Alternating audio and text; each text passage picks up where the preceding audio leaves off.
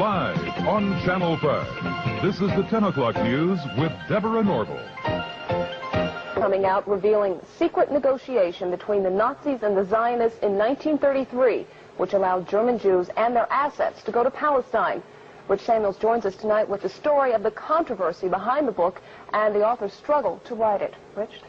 Deborah, with the rise of Adolf Hitler to power in the spring of 1933, the Jews of the world were faced with a dilemma. They could raise a cry of protest, a cry few would heed, or they could make a deal with Hitler, a deal that would bring a step closer their dream of an independent Jewish state. American Jews marched calling for the boycott of all German exports. Jews throughout Europe echoed that call, so did Jews everywhere.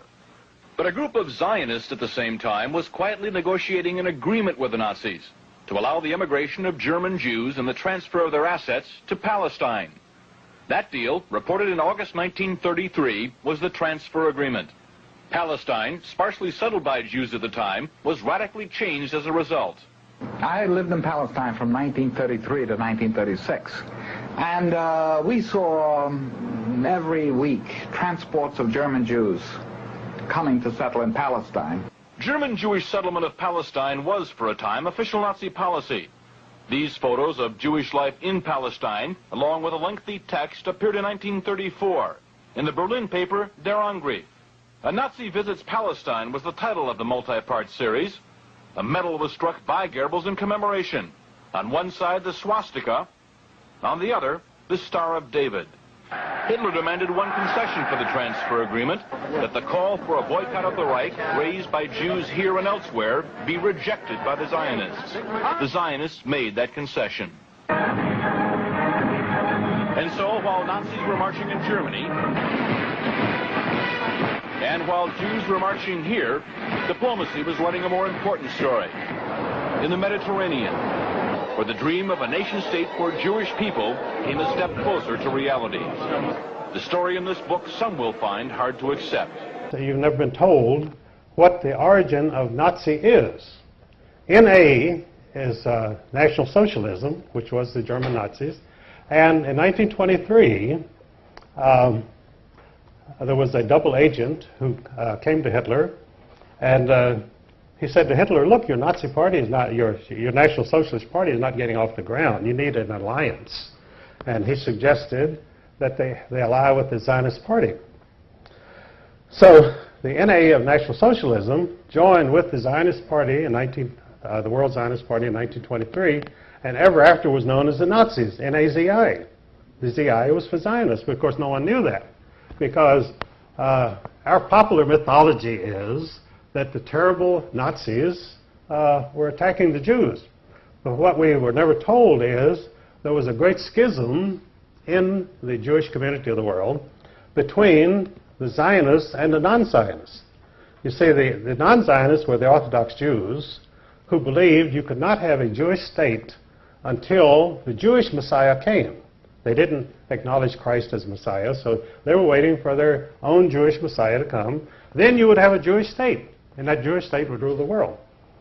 But the Rothschilds in 1828 decided they couldn't wait for the Jewish Messiah, so they started what they called Reform Judaism under Moses Hess.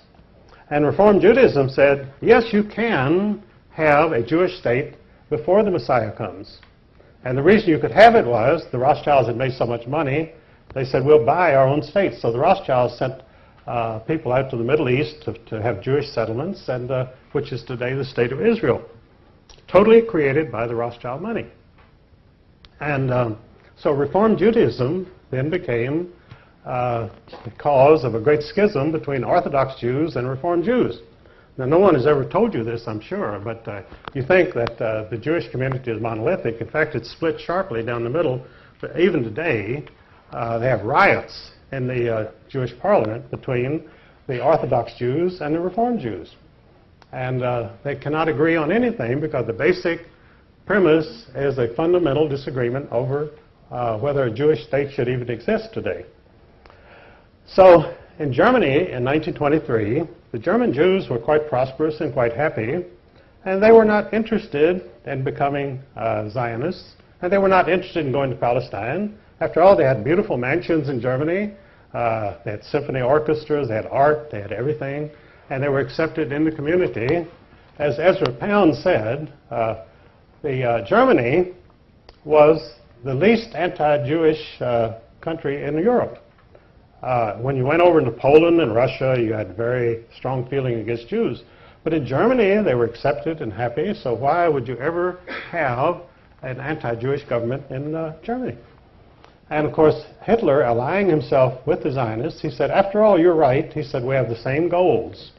And so he allied with the Zionist party, and the mission of the Nazis was to force the anti-Zionist Jews to accept Zionism.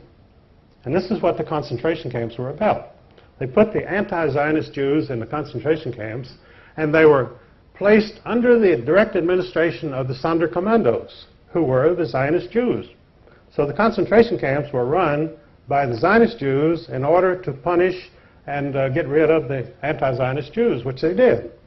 And of course, that's a part of the Holocaust that you were never told, that this was a fundamental Jewish disagreement, which the German people, that Daniel Goldhagen wrote a book in which he said all Germans cooperated in their anti-Jewish feeling and the Holocaust, which was not true at all. The Germans did not even know what was going on, most of them.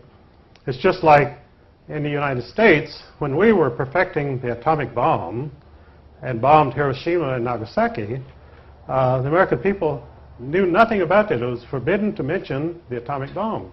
I was serving in the Air Force at that time. We never heard of any atomic mission or atomic bomb until the bomb was dropped on Hiroshima. So you could say the American people are guilty of the greatest atrocity, the dropping of the atomic bomb on Japanese civilians. But that isn't true. The American people knew nothing about it. I knew nothing about it in the Air Force. And I was right there. So these things go on without the knowledge of the people or the approval of the people. But of course, they have to accept the results. These things happen, and you're stuck with it. So this is the real story of Zionism, that the Nazis. So then, well, if the Nazis had allied with Zionists, why didn't the Nazi party survive? Well, what happened was, in 1945, after the German military was defeated, they brought in the German leaders, the German generals, at the Nuremberg trials, tried and convicted and executed them. They had to execute them because they didn't want them around to testify that about the alliance between the Nazis and the Zionists. So they had to die, and they were executed for that reason. Because, they told about the atrocities that the German generals had committed. But German generals are like any other generals. They don't really commit atrocities. The troops under their command may commit atrocities, but they don't commit any atrocities themselves. These German generals didn't go around shooting Jews or anybody else. But they were executed, and so the Zionist secret was safe. And now the Zionists were now in command of the world because their National Socialist allies were now gone from history, and the Zionists had a free reign, so they set up the State of Israel. And in fact, some Jews themselves even claim that there should be a statue to Adolf Hitler in Israel because he created the State of Israel, which is absolutely true. Without Adolf Hitler, Israel would not exist. The Jews would still be dispersed and they would have no country. But George Steiner, a very famous Jewish writer, proposed this about 10 years ago. He said, why don't they put up a statue to Adolf Hitler in Israel? Well, they're not likely to. And because there again, the big job of the criminals is to keep the truth from the people. They want, not only do they want you not to find out anything, but they flood you with disinformation. Most of the stuff that you get in the press is absolute lies. And if it's not lies, it's spin or distortions. In other words, they give you 10% of the truth, and the rest is all distortions.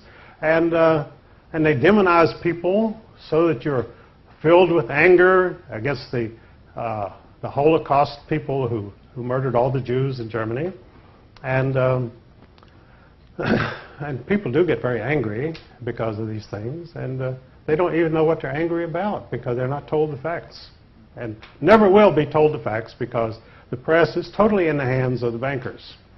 Because news is a high-budget, capital-intensive operation. You need a lot of money. You need a staff covering the whole world, and it's a very expensive situation. So the average truth seeker is not going to start his own television station or newspaper, because he doesn't have the $100 million that you need to even get it off the ground. So we're reduced to meetings like this, which are very good. And we also, God apparently was merciful on us, and he gave us the internet. Because in fact, in the States, we had this total monopoly of television by 3 television networks, which were all controlled by Zionists. And so along came cable, and suddenly we had all new stations and all sorts of controversial programs coming on, which of course the 3 Zionist networks would not touch with a 10-foot pole. And the result was they were left behind. They had 100% of the television audience. They now have 30%, and it's dropping every year. In fact, it's probably less than 30%, but they're cooking the books in order to maintain their advertising revenues to give a totally false picture